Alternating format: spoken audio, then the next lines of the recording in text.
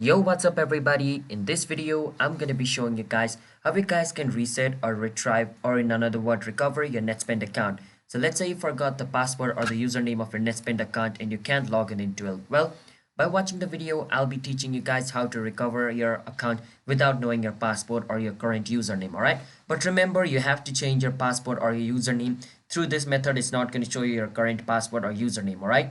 So just keep that in mind. And with that said, if you guys are new to our channel, want to step, then don't forget to hit that like and subscribe to our YouTube channel with notification on. Now let's move on. First step, you want to search for Netspend login. Once you search for Netspend login, click on the first option. It's going to take you to the official website of Netspend and it's going to take you to the login page directly. Now once you're in the login page, over here you want to choose if you forgot the username or password. So let's say I forgot my password. I click on password. It's going to take me to the password recovering page, alright? Now once I'm over here, I need to enter my username over here, and then I need to enter my email and I need to click on next. What this is going to do is the username which is linked with the email which I type over here. So when you create a Netspend account, you need to enter an email, right?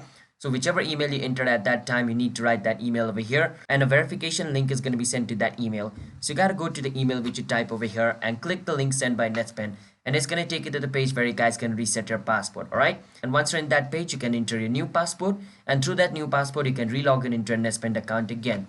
And if you forgot your username, then basically what you need to do is click on forgot username. All right, so as in the beginning there were two options, username and password. Now if you forgot your username, you click on username, but the process is going to be same. All right, so yeah, that's how you guys can recover or reset your account's password and your username. So if you guys found our video helpful, then don't forget to hit the like and subscribe to our channel. Want to step, I'll see you guys next time. Bye bye.